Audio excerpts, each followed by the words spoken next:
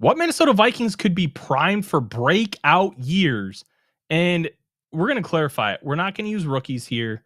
We're going to use guys who have already established themselves in the league and can potentially take a huge step this upcoming season. Plus, we'll have a small tribute to Jim Marshall, the fallen Minnesota Purple People Eater that passed away on Tuesday, and a couple other news and notes that you might find really interesting. Welcome to the Real Forno Show. Ladies and gentlemen, welcome to the Real Forno Show, hosted by the one and only Tyler Forness. A to Z Sports sought him out to be their Minnesota Vikings reporter and NFL analyst. And he's a proud contributor over at SKOL North's Purple Daily. Tyler is also the captivating host of The Good, The Bad, and The Hungry on the Voices of Wrestling Podcast Network, and a founding member of Vikings First and SKOL. Welcome, ladies and gentlemen, to another episode of the Real Forno Show, sponsored by your friends at Underdog Fantasy. My name is Tyler Forness. With me, as always, top left corner, he is producer Dave. And Dave, we're going to do something a little different tonight, something I haven't prepared you for, but I don't think I need to prepare you because of your level of intelligence. I'd like to hear you speak on Jim Marshall a little bit, because I don't have that historical background. I know how good of a player he was and how it's an absolute travesty that he's not in the Hall of Fame. But I'd like to give you the floor and give, for lack of a better term, a little eulogy of the great person and player that Jim Marshall was. Well, first off, Darren and I plan on a whole segment on Captain Jim Marshall on Sunday. Now, Jim Marshall, I grew up with Jim Marshall as the captain. He retired in 79, and I was already playing 2 years into football. I was in the 9th grade in 79, and he was one of those idols that I watched because one of the positions I played was defensive end. And his just constant go, go, go. The will to be better. The will to do the non-stop dirty work. The never say quit. Never say die. Play when it hurts. The whole things that made him such a great player, such an Iron Man, hit me hard. That's how I grew up. That was my inspiration of playing football. You didn't quit. You didn't stop. Yeah, if you were, injured or hurt, was it hurt or injured? And how bad was it? Could you play through it? That man was absolutely miraculous. And how he absolutely drove the heart and soul of the Minnesota Vikings will hopefully carry on for decades more. He obviously is memorialized on the captain's wall as the greatest captain the Vikings have ever had. And I agree with that. Hearing the news was sad and made my heart just sink. It was a bad day, but the man was an absolute legend. The fact that he isn't in the Hall of Fame, every voter that is voted from when he was eligible to now should be ashamed. Absolutely ashamed. It's a disgrace. What epitomizes the best of pro football lived in Jim Marshall. I love the fact that the Vikings will be commemorating him this season. I've read where they're going to wear number 70 patches throughout the season. I think that's a good deal. I hope that the players learn more about him that didn't already know. what he did, both on and off the field. Off the field, he was extraordinary. He lived his life to the fullest. Heck, doing Iditarods or something equivalent, the snowmobile races, the in the mountain hunts, the skydiving. He was a man's man, what everybody aspired to be. And he was the best at his game. And he will be sorely, sorely missed, but not forgotten within this fan base. At least I hope not. And for the younger fans, hey, like I said, I caught up at the end of the Super Bowl era. I was a kid. I was those were my formative years. Go back and watch if you can. Find the YouTube videos of those old games. And they are something to watch. Translate them to today. Would you want Jim Marshall on your team today? Heck yes. Without a doubt. Mm-hmm. Does his legacy carry over into the Vikings today? And I would say yes, it does. And do the Vikings try to instill that on players? I would say yes. And I think ultimately it will help lead us to the promised land. Now, whether it happens or not, I don't know. But I know Jim Marshall's going to be smiling on the Vikings and rooting them on and hopefully extending his energy to the team. But as West Virginia Walker says, his father's favorite player, he definitely was one of mine. Yeah. So I want to read off a couple things, and I'm pulling it up on Pro Football Reference because there are some really interesting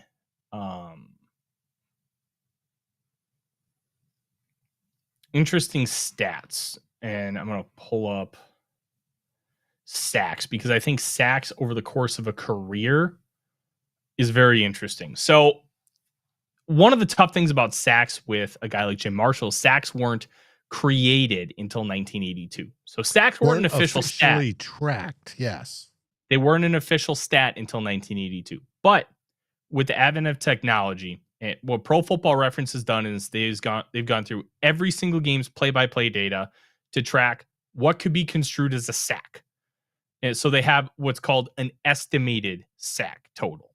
So there's a chance that they have like a plus or minus variance of like 5 or 6 sacks, because the way sometimes sacks are tracked is if a quarterback is tackled behind the line of scrimmage, sometimes it is not considered a sack. It's considered a run. And therefore, in modern day, it is not counted as a sack. So there can be some variance there. But even so, yeah, Jim Marshall, 130.5 sacks, tied for 22nd all time. And I've seen 131, but it depends on what numbers. Yes. This is Pro Football Reference, 130.5 sacks.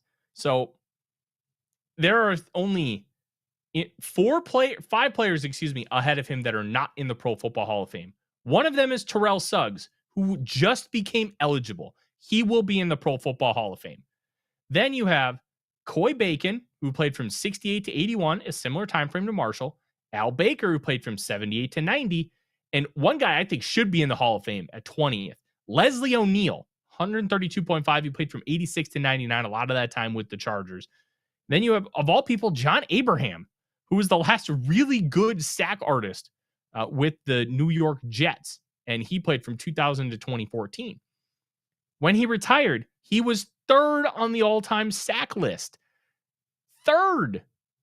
The only guy ahead of him, one of the only guys ahead of him, was his teammate, Alan Page. Like, we're talking about a true sack artist. Oh, sorry. Alan Page and Carl Eller were both ahead of him. Think about that. Those two guys are in the Hall of Fame. But Jim Marshall's not. And I can tell you two reasons why I don't think he's in the Hall of Fame. And I think you probably know them, Dave. Only 2 Pro Bowls. And some of that does literally have to do with the fact that Carl Eller played on the same team. Same with Alan Page.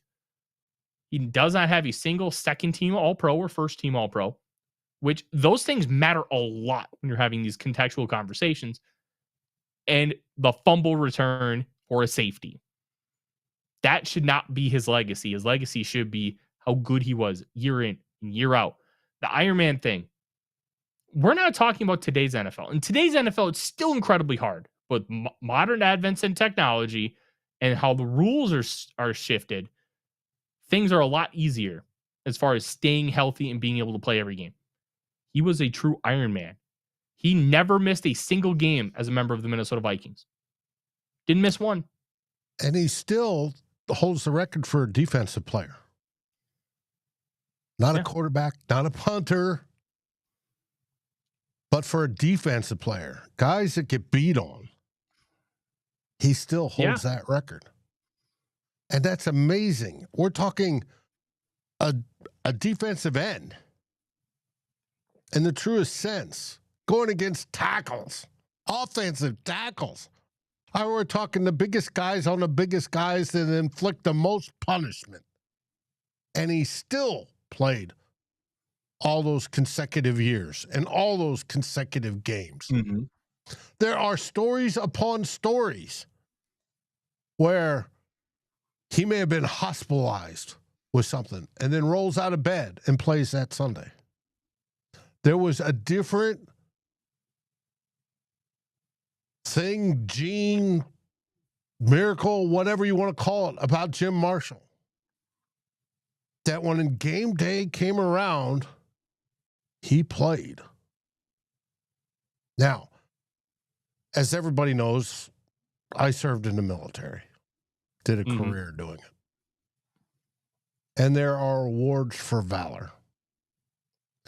Unit valor and individual valor. And individual valor obviously means the most. And they go all the way up to the Medal of Honor.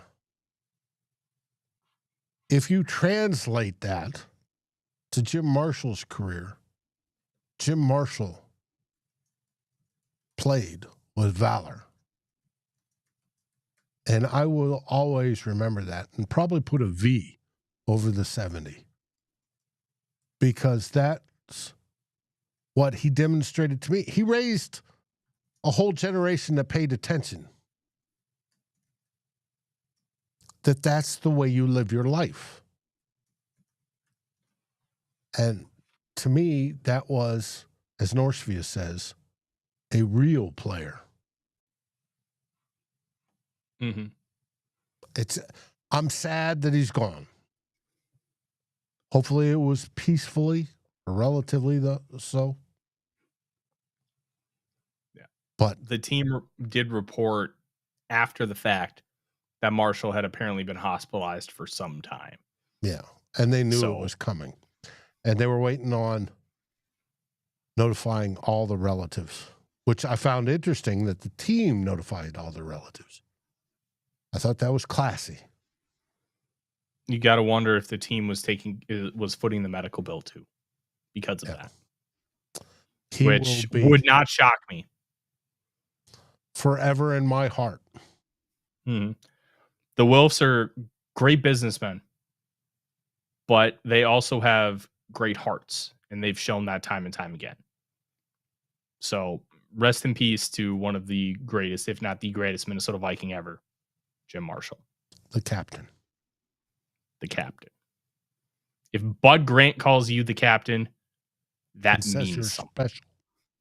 Yeah. That means something.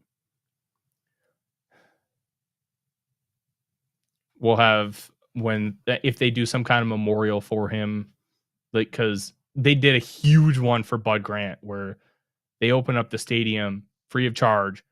I think they put like 50,000 people at US Bank Stadium for the memorial for Bud Grant, which was incredible, but it was Bud Grant. Mm-hmm. He's just different. I still remember the story. Then we're going to move on to our topics here for tonight.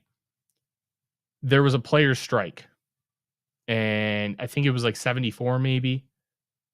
And the players all got together at like a supper club or like VFW or something in Minneapolis.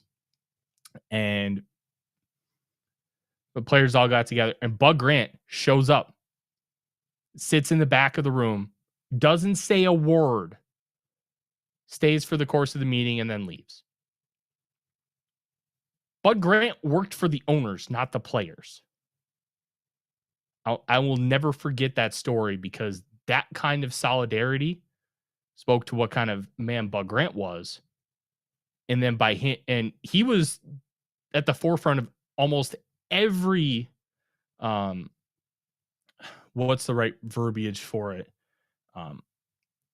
Every different step of equality for equal rights for minorities in the sport of football. He was at the forefront for all of them. So then when he does that, and then he calls Jim Marshall the captain and speaks that highly of him, that's how you know. That's how you know.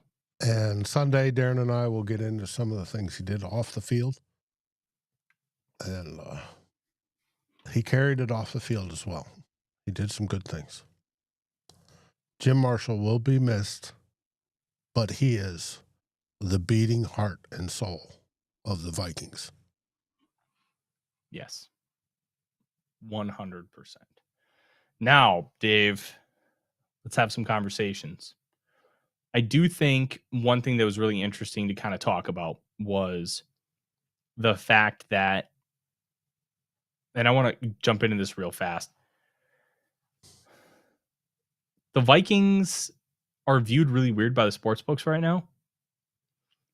They're tied for 14th Super Bowl odds at plus 3,000. They're third in betting odds to win the NFC North. And their win total is currently over under 8.5. So the sports books don't love them. But then they also have quarterback touchdown props, and JJ McCarthy is tied for 9th. Ahead of players like Caleb Williams, CJ Stroud, Super Bowl MVP Jalen Hurts, Jaden Daniels, last year's Rookie of the Year, Trevor Lawrence, Tua Tagovailoa. So what is it? Do they believe in the Vikings or not? I just find it very odd. They're almost contradicting themselves. And it's just wild to me. Like it feels like we have these conversations every single year. National media just doesn't get the Vikings. They just don't. I don't think they ever will. I really don't. We talked about that Ross Tucker thing from on Monday's show where he's like, well, they want to bring back Sam Darnold and Daniel Jones. So they obviously don't believe in JJ McCarthy. No, you idiot. That's not how that works. And sorry, I shouldn't call him an idiot, but the take was idiotic. It's like, all you got to do is listen to how these guys talk. And when you listen to them talk for long enough, you start to understand how they communicate and how to actually read the words that they say. No, they love McCarthy. They've told you they love McCarthy. It's very obvious to anybody who pays attention that they wanted McCarthy to be the guy. But they also like, hey, we like these guys too. And if they want to come back at X price, we'll take them back. But it was always going to be a competition. It's just wild how varied a lot of these opinions are. And I think it really stems back to we have a small sample size of what he did in college. Well, we're going to find out real quick this year, and I'm excited for it. But we're not here to talk a lot about McCarthy. We talked about Jim Marshall a little bit, which we absolutely should have. I want to talk about 4 guys who I think could have huge breakout seasons. 3 of them I think are relatively obvious. One of them's a wild card. And I think we're going to start with one of the obvious ones, Dave. Running back Jordan Mason. Mason's a really good football player. Here's how good of a football player Jordan Mason is. Last year with the San Francisco 49ers, 153 yards, 753 carries, 789 yards, 5.2 yards per attempt. over 236 total carries, 5.3 yards per attempt. 5 yards has always been the gold standard. You want to hit 5 yards per carry. And the Vikings did that. Mason did that. And the Vikings basically gave up nothing for him. They basically gave up Ed Ingram for Jordan Mason. Yeah, that's a pretty good deal, right? And I know I was a big Ed Ingram defender, but I'd do that trade. The Vikings upgraded their interior offensive line, and they got capital back for Ed Ingram. Smart business right now. Very smart business. Mason's an interesting kind of player because he doesn't have like top gear. Not a lot of running backs have that top gear. But when you run in a zone system, you need to be able to do a couple of things. You have to have burst to get through the hole. You have to hit the hole hard.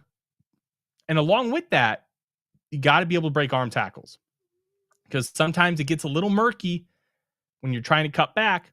There will be guys sticking their arms out, and you got to be able to run through them. You look at his legs there. Those are stout, thick legs, and he can run right through those arm tackles. They'll bounce right off his thigh pads.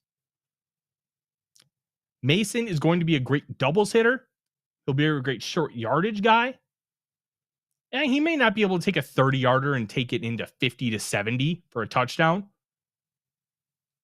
But you got a guy who consistently get you 5, 6, 7 yards of carry.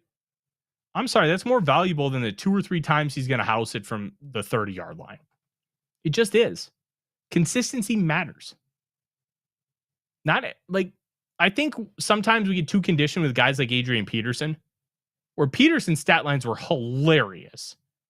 2 yards, 3 yards, -1, -2, 0, 2, 3, 80, 2, 4, -5. He was just this anomaly of a player where he was always trying to hit the homer, but he was so good that it was like, okay, you just kind of dealt with some of the negatives because it's Adrian Peterson. Still, to this day, the single best running back season of all time is Adrian Peterson in 2012. And I'll hear arguments for a couple of those Marshall Faulk years with the Rams where he had 1,000 yards receiving and rushing. Incredible stuff. But the way AP, coming off of a torn ACL, because remember, he returned in like 8.5 months. And the way he put the entire team on his back and carried them, he dragged them to the playoffs. Dragged them. It's still one of the most impressive things. But because of a guy Ponder, like quarterback, yes. Ponder was so weird that year because he had like a 4-game stretch where he was good, an 8-game stretch where he stunk, then another 4-game stretch where he was good. It's such a weird year. And remember, Percy Harvin was the MVP halfway through that year. Not the team MVP, the league MVP. And then all of a sudden, AP just goes on a tear. Just such a weird year. But we talk about Adrian Peterson here to really emphasize the point that sometimes we think too much about the big one, hitting the home run. 20 to 30-yard runs are great. And I'll take a lot more of those than a couple of home runs. Because Mason can get you those doubles. He can get on base. He can get you set up into a good spot in the offense. He can continue drives.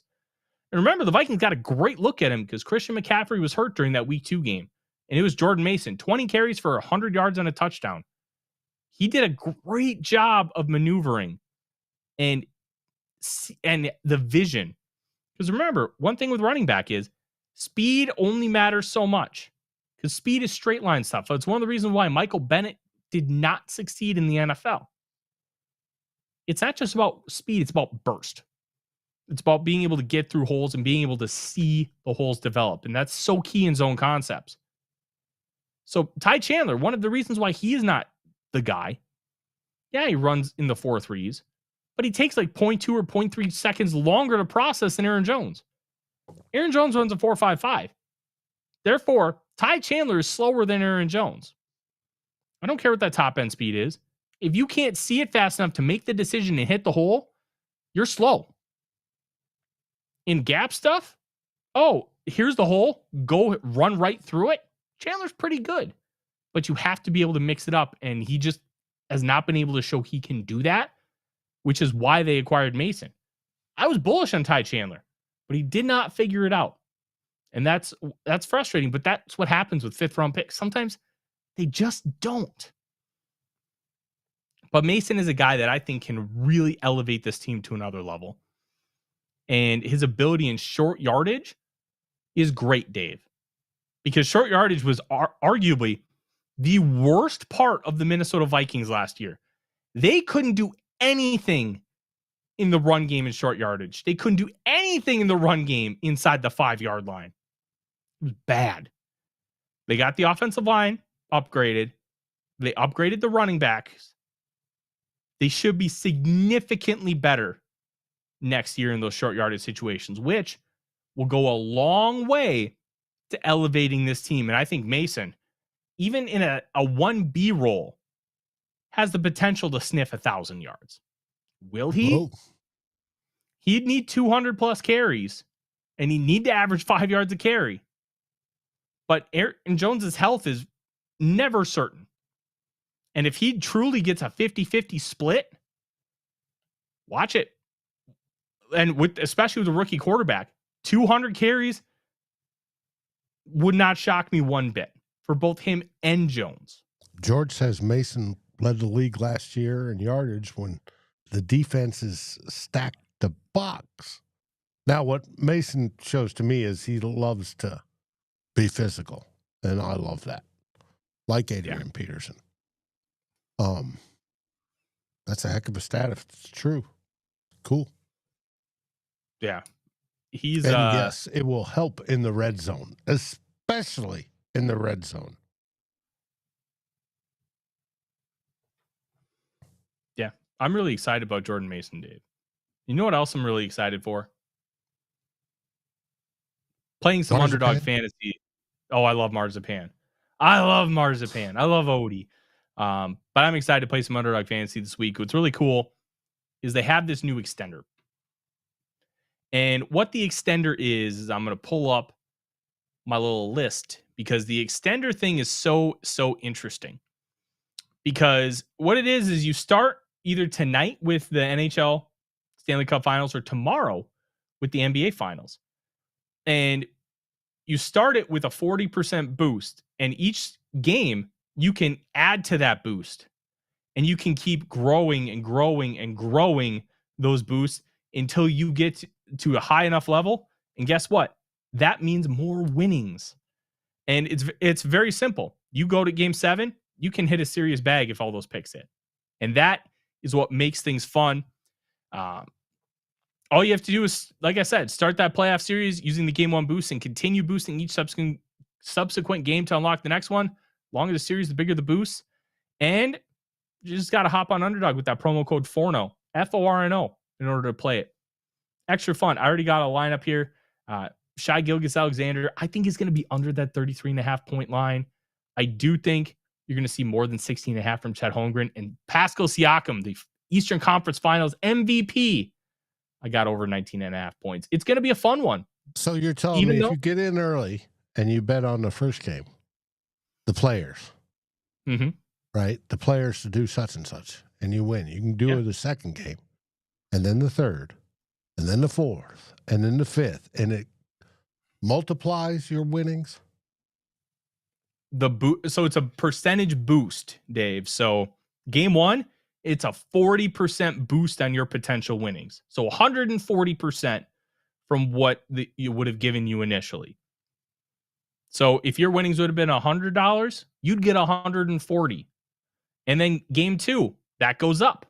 Game 3, it'll go up. And it keeps adding and adding and adding. It's an extra layer of fun for these NBA playoffs. Sort of like compound interest. Kind of, yeah. That's why we partner with our friends at Underdog Fantasy, because it is a lot of fun and they give you opportunities to have even more of it. All you have to do is be in one of those states that you see on the screen right now.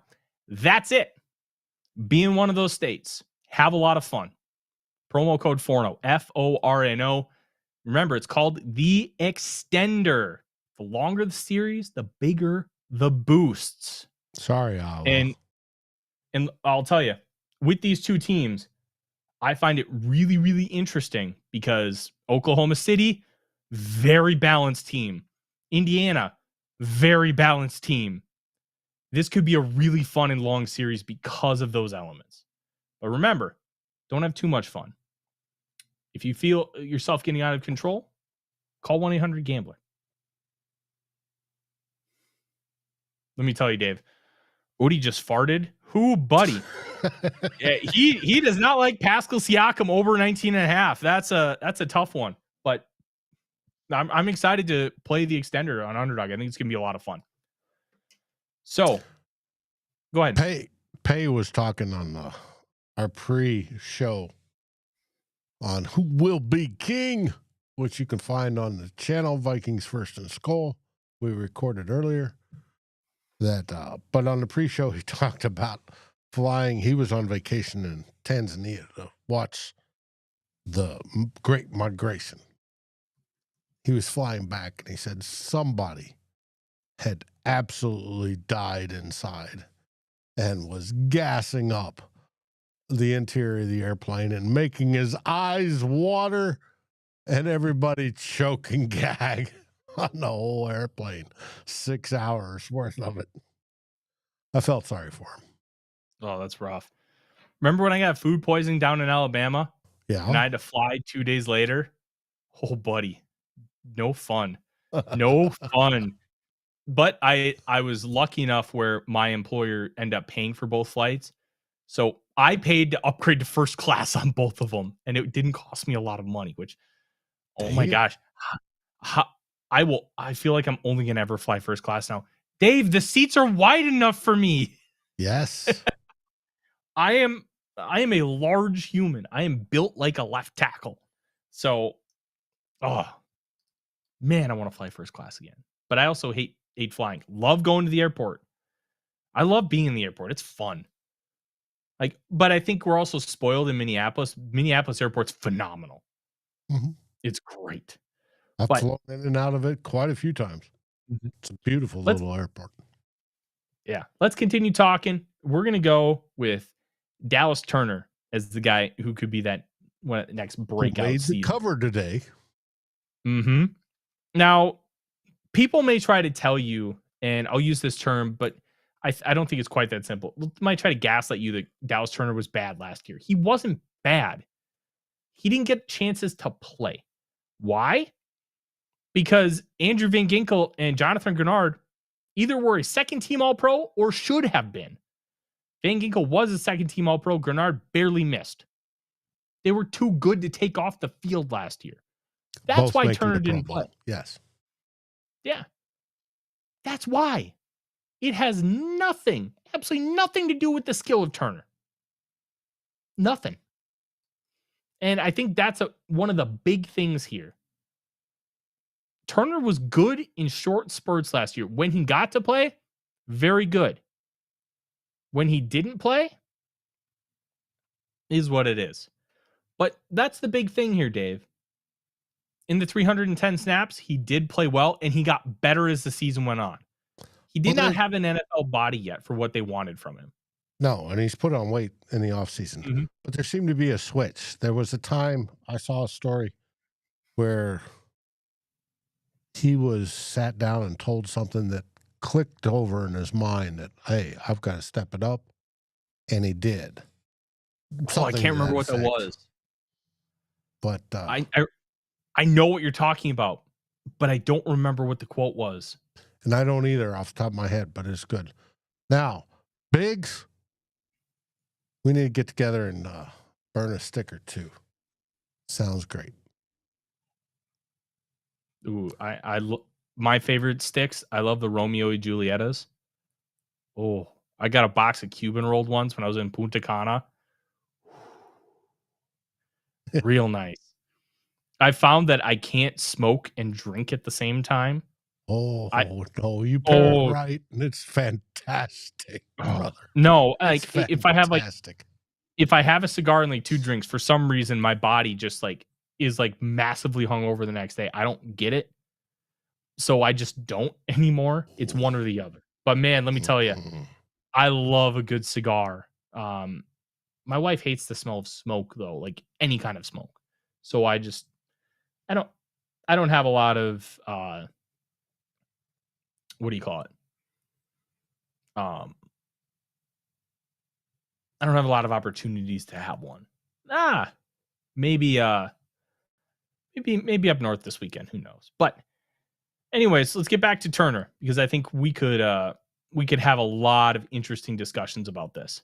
So, answer this. Are you going to SKOL Fest this year? I don't know.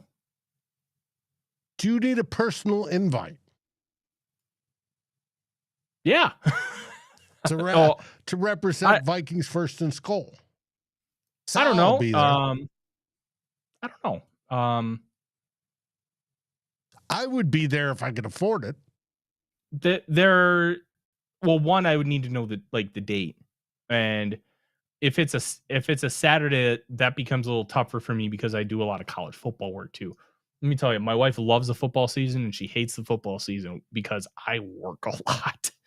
But I'm not arrogant enough to think I actually need an invite, but I don't know exactly what I would do there. And then also the timing would have to be right. So it's something we can discuss. I won't say no. Let's put it that way. It sounds like a absolute fantastic event. And I view it from afar and I support it from afar. Mm-hmm. And I would absolutely love to be there myself. But like I said, I've got issues with finances after just moving. Let's see. I will say I have been trying to think of different ways to do like a Vikings First and SKOL kind of like meetup or live show or something. But logistically, that we would just have to kind of figure that piece out, which is doable. Don't get me wrong. Mm-hmm. But once you figure out your finances and stuff, Dave, we'll have to coordinate and do some kind of live thing because I think that'd be a lot of fun. Here, Rap will love this. And Yogi, there it is. September 13th, 6 to 10 p.m.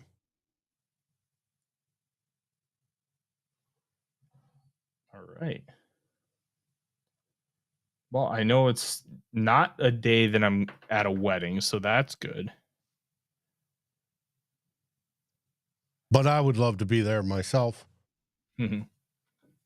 Well, consider me a maybe because as weird as it sounds, Florida plays at 6:30 that day.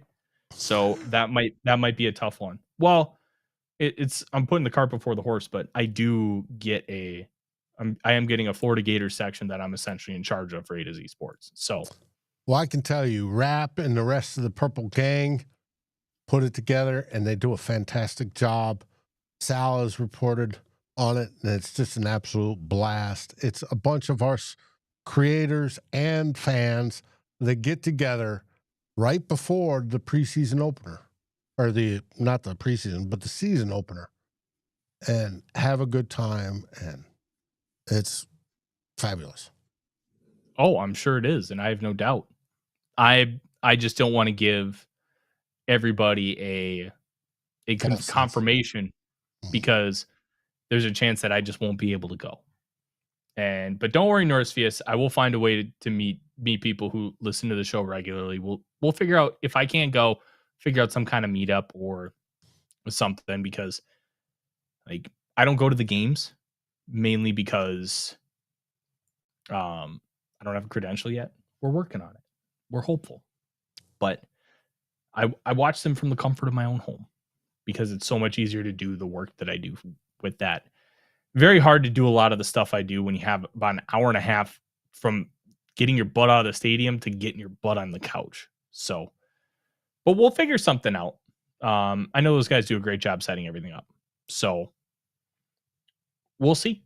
I'll keep you posted as I know more because logistically I got to figure all that out with the Gators playing at 6:30 and then the event being from 6 to 10 might be difficult, but we'll see. But Dallas Turner, he grew a lot. Dave, you talked about that quote, and I know we got sidetracked. We talked for like 5 minutes in between that piece and then this right now. But I do think that there is a lot of really interesting things. SKOL Fest is worth it. If you're a fan looking to come to Minneapolis, catch the opening. But Dallas Turner is going to freaking star this year. I think so. One of the things that's interesting to me is what Brian Flores tried to do last year, or not last year, but his last year in Miami. He wanted to create the amoeba defense where everybody was a stand-up guy and you could do a lot of different things because of that versatility. He's kind of creating that here. Your top 3 edge rushers can all drop into coverage and feel comfortable doing it. I think Dallas Turner's the best in coverage. Van Ginkel was an inside, not outside, inside off-ball linebacker at Wisconsin and became kind of like an edge rusher hybrid in the NFL. Grenard, much more comfortable with his hand in the dirt, but he is just fine standing up and doing the drop stuff. Plus, with those 35.5-inch arms, ooh, buddy, that makes it real fun.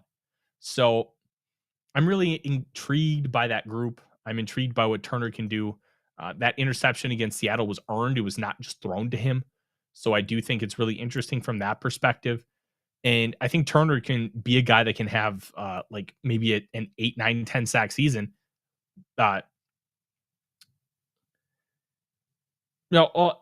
Dave, I actually think Delton is, I think he's talking about wreaking havoc. Like, but instead of havoc, he used the word shit. So I think he's onto something. But I do think Turner, like Pat Jones had 7 sacks last year. Turner can easily do that. One of the reasons why he didn't play a lot last year, other than the top 2 guys, he couldn't do the Pat Jones or Jihad Ward roles. So he didn't have a lot of opportunities to get on the field. Roles matter. Because if you can't do those things, well, he had 6. I thought it was 7. Well, either way. Like he could still have a really productive year. And I'm very bullish on Turner. I wasn't super bullish initially. I still think Chop Robinson's a better player. And I'll believe that until I'm proven wrong. But I'm very intrigued to kind of see what ends up manifesting here. Third one, this is where we're getting real spicy, Dave. I'm going to go out on a limb. Levi Drake Rodriguez. I think he ends up making the team. I think he can be a really, really good football player. He's got a high motor. They started the transition of him from like more of like a 3 technique role to a nose tackle role. I do think, where does he play? 0 I think tack, he can 1 play. Tack. I think he can go from 0 to 4-eye. I think you can do a bunch of stuff with him. In lighter packages, I think he can easily be the nose tackle. I think he can do the Harrison Phillips role. Plus, I think he's got a little bit more pass rush juice because coming out, he had a lot of pass rush juice.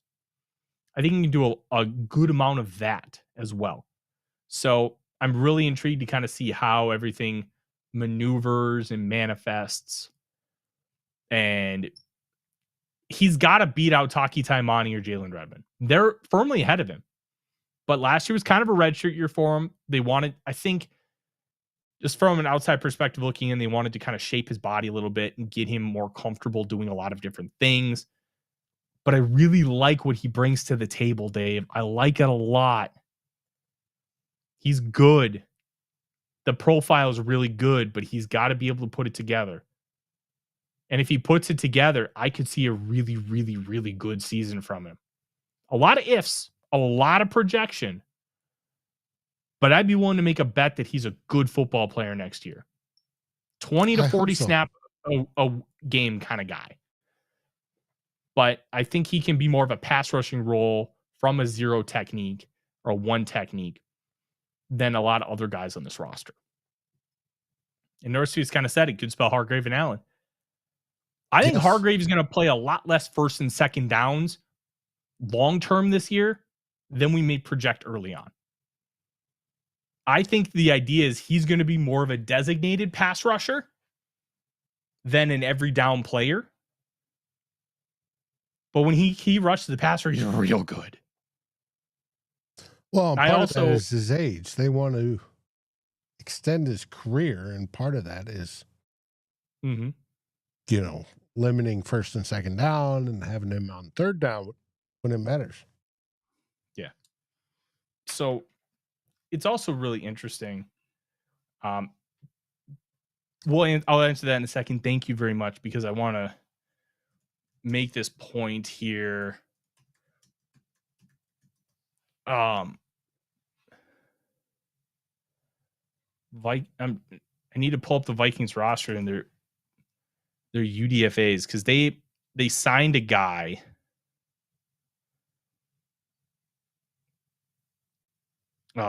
After rookie minicamp, and I'm trying to figure out what that guy's name was. Well, talking about breakouts, I talked today about second-year breakouts on who will be king. And I failed to mention one of the ones listed is a possible, it's a question mark, will Gabriel Murphy actually make an impact at edge this year? Or is his short arms catch up to him?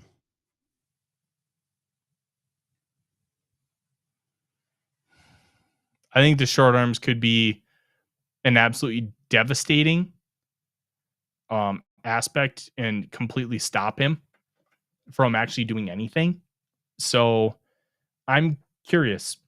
I think he's probably best in, and I said this in a Discord where I kind of said he can do some of the Ivan Pace stuff. And I was right and wrong at the same time, because some of the blitzing stuff Ivan Pace does, where he stands up and like shoots gaps, like stand up in the A gap and shoot it. I think Murphy can do that really well. I think rushing against guards and stuff is where he was at his most successful in college. And I think he can do that in the NFL. He's not going to do the actual linebacker stuff, but the other stuff I think he can do really well. So the point I want to make with Javon Hargrave, and then we're going to answer Big Raylan Dad's question.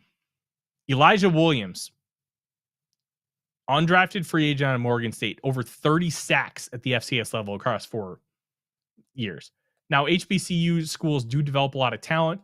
That talent is not as flush as it was in like the 70s and 80s when you were consistently getting uber talented players out of those programs. Now it's a little bit more scarce because of how expansive college football has gotten, how tradition matters a little bit less. But he was a hyper productive player at the FCS level. How much that will translate, I don't know, but it was good enough to earn a spot on the 90-man roster at a rookie minicamp, because he was just an invite. But he's got a similar profile, not identical, but similar to Hargrave. He's about 40 pounds less than Hargrave weighed when he was coming out of South Carolina State, also an HBCU.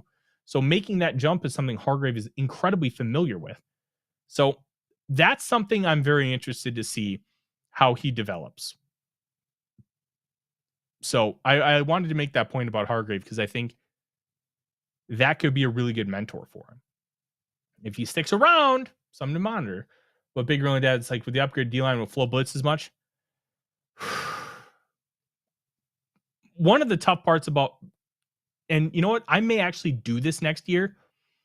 I might physically track what is a blitz for the Vikings and what isn't a blitz for the Vikings, because the Vikings send 5 or more guys a lot. To the Vikings, 5 guys rushing isn't a blitz. That's just base packages. So what most people classify as a blitz versus what the Vikings classify from an outside perspective, that is, are different. So I think that's an interesting question. I would guess they're going to rush 5 more than they do 6, 7, or 8. But they also could start to transition and do more 4-man rushes, because they have 2 defensive tackles who can rush on the interior. One thing about Flores is he's willing to change for the personnel. So we just don't know what that defense is going to be. Last but not least, because we're almost at an hour, Isaiah Rodgers. I'm very bullish on Isaiah Rodgers. He's only like 5'10", like 180 plus pounds. Let's actually look at what he's listed at. Isaiah Rodgers, 5'10", 176. Very small. But he's got a couple things in his favor. He's got plenty of athleticism and quickness, and he's got patience. Patience. When the receiver makes a break, he doesn't overcommit, over pursue, so then guys can get a second break on him and really create that separation. He sticks in that hip pocket. When you stay in that hip pocket, you can make a play on the ball. It's that simple. So I'm really intrigued to see what he does from that perspective. I think he's a good football player. He's an outside corner. The Vikings have no problem getting small corners. Isaiah Rodgers, 5'10", 176. Byron Murphy Jr., 5'11", 190. Mekhi Blackman, 5'11", 178. They don't care about size in that corner room. They care about skill. Brian Flores loves the skill of Rodgers, and he flashed with the Eagles last year. So I really think he can take a huge step forward and be a really good starter for this team. And cornerback, you always want talent, but it's a weakling system. As long as you don't have somebody who's terrible, you'll be fine. And those are my guys. Those are guys I think could really step up and have breakout years for the Vikings.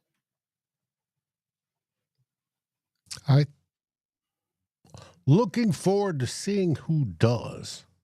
Hopefully all of them. Mm-hmm. I hope so too. And that is our show.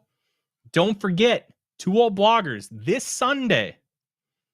Dave and Darren, the two old bloggers, are going to have a lot more about Jim Marshall, the man, the legend, the captain, from both an on and off the field perspective. Something that I just don't have that knowledge of, which is why I didn't want to do a ton of speaking on it, because I want to defer to the people who know. And that's going to be Dave and Darren. You're not going to want to miss that. And then do we have Scolders and Spice coming up soon, or is Sal still getting her bearings together? She's still lacking the excitement of this season. So send Sal a PM and tell her, hey, there's all sorts of things to get excited about. Mm-hmm.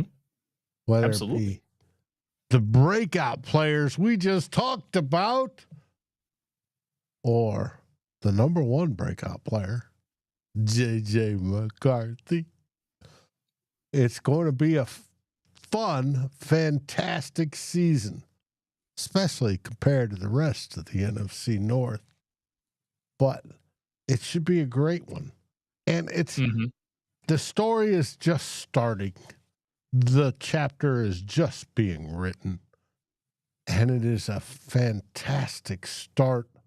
And I can't wait to see how it ends. Me either, Dave.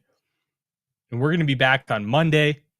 And then we should probably chat about Thursdays, because I think we should probably do a show Thursday next week instead of Wednesday for sure. And we may want to do that moving forward, because mini camp goes Tuesday to Thursday. So it'll be, let's plan on next Thursday, full wrap up of mini camp. And we'll have a lot to talk about over those days. Which is mandatory minicamp. Not that it matters, because everybody's been there so far. Mm-hmm. One thing to watch for is something that I hypothesized last week, and Ben Gessling semi-confirmed that it could actually be a thing. Josh Metellus might be holding in, because he did not participate in that first media availability OTAs. And then on Monday, he only did 11 on 11s. So we could be looking at a hold-in situation because he wants a new contract. Something to keep an eye on. But until next week, I'm Tyler. He's Dave. SKOL Vikings, everybody. SKOL Vikings, and RIP Captain Jim. Like, subscribe, and ring the bell to get notifications. It helps us grow this community that we all love, our Minnesota Vikings. And on behalf of Tyler Forness and myself, Dave Stefano, thank you so dearly for watching The Real Forno Show. SKOL, everyone!